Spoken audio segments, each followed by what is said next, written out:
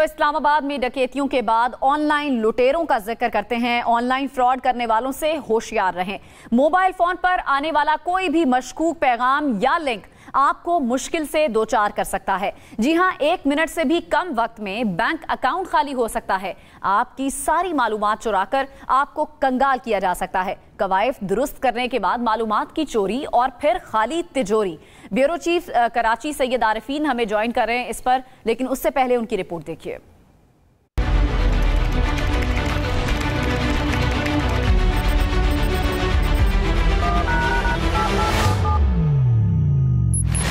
जैसे जैसे information technology में जिद्दत आ रही है, वैसे वैसे फ्रॉडिये बैंक सार्फिन को कंगाल करने के लिए नित नए हथकंडे ढूंढ रहे हैं।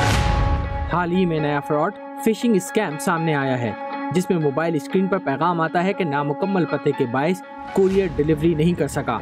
मुकामी मोबाइल नंबर से SMS में फराहम करदा लिंक पर क्लिक करके दुरुस्त पता दर्ज करने की हिदायत की जाती है।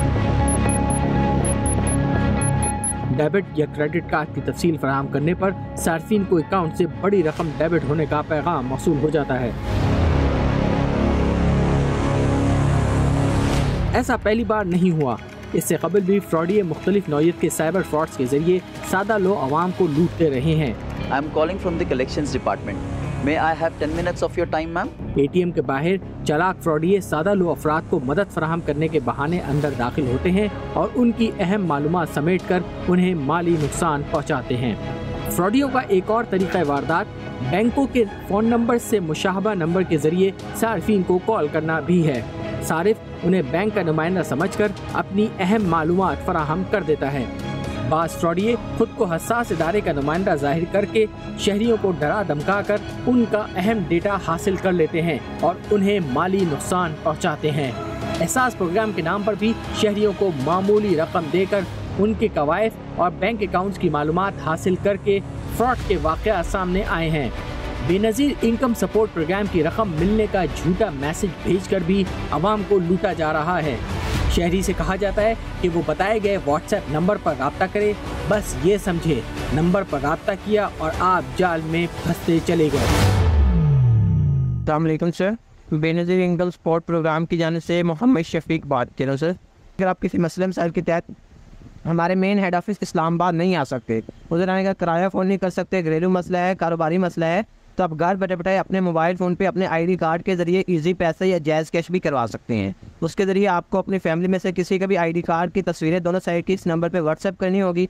ID कार्ड की पिक्चर व्हाट्सएप करेंगे तो आपका जो इजी पैसा है वो आपके मोबाइल फ़ोन पे 2 मैसेज आएंगे। ठीक है, पहला मैसेज आएगा 50,000 का, दूसरा मैसेज आएगा 25,600 रुपये का। जो मैसेज आएंगे वो मैसेज का पिन कोड आपको बताया जाएगा। वो पिन कोड लेके मैसेज लेके जिसका ID कार्ड है उसको साथ लेके आपने किसी भी करीबी इजी पैसा जैज़ की दुकान पे जाके उनको मैसेज दिखा के पिन कोड बता के आपने अपनी पेमेंट वसूल कर लेनी है।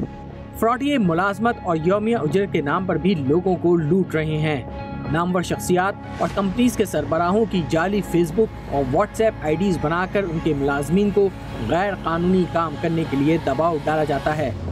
सैयद आरिफीन, हम न्यूज़, कराची। तो कराची से सैयद आरिफीन की रिपोर्ट आपने देखी। उन्हीं से तफसीलात जान लेते हैं कि अचानक लुटेरे किन किन तरीकों से आपको लूट सकते हैं। आरिफीन, बताइएगा फ्रॉडियों की इन चालाकियों के बारे में, किस तरह से प्लान बनाते हैं और किस तरह से शहरियों को लूटते हैं?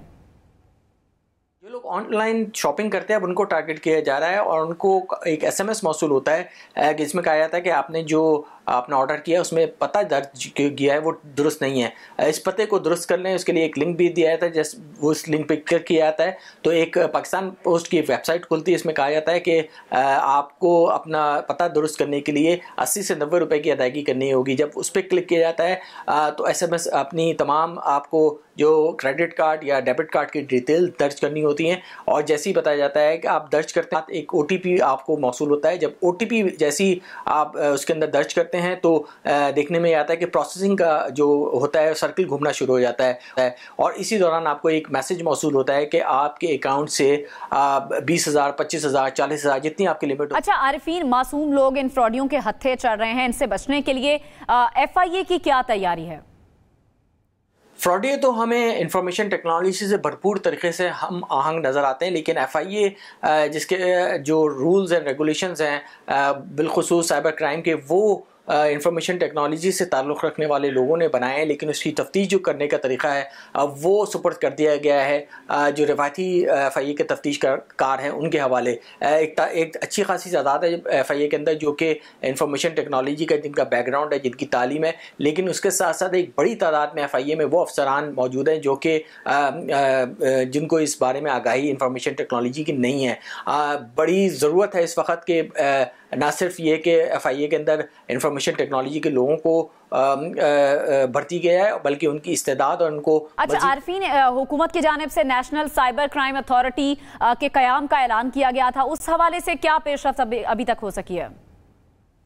मई 2024 में national cyber crime investigation agency के क़याम का ऐलान किया गया था, लेकिन उसके बाद से खामोशी है। नहीं पता कि जो मौजूदा FIA का साइबर क्राइम विंग है वो काम करता रहेगा, नहीं करेगा, ये केसेस किसके पास जाएंगे। हमें तो ये भी नहीं पता कि इस इन्वेस्टिगेशन एजेंसी का सरबराह कौन होगा। तो इस बारे में एक इबाम पाया जाता है कि एजेंसी कब से काम शुरू करेगी, कोई मालूमात इस हवाले से कम अच्छा सारिफीन, यहाँ पर बैंक्स का रोल भी बड़ा इंपॉर्टेंट है। बैंक्स किस तरह से अपने सारिफीन को अवेयर कर रहे हैं कि इन फ्रॉडियों से दूर रहें या किस तरह से बचें? बैंकों की जानिब से किसी हद तक कोशिश तो की जा रही है कि साइबर क्राइम से मुताल्लिक़ लोगों को आगाही फराहम की जा सके। जो मुख्तलिफ बैंक्स हैं, अगर आप उनके अंदर फ़ोन करते हैं तो बैकग्राउंड में आपको जब तक आप वेट कर रहे होते हैं उस दौरान इस किस्म की मालूमात फराहम की जा रही होती हैं। लेकिन देखने में ये आया कि एक बड़ी तादाद है जिनको आवाम की जो कि अनपढ़ हैं, जिनको ज़्यादा मालूमात नहीं है, और एक बड़ी तादाद जो साइबर क्राइम का फ्रॉड का हिस्सा बन रही है वो ऐसे ही लोगों की पर मुश्तमिल होती है। तो जो लोगों की में आगाही है वो मेरे ख्याल से काफ़ी हद तक कम है, और जो बैंकिंग को मज़ीद ज़्यादा एग्रेसिवली इस चीज़ को फैलाने की और आगाही फराहम करने की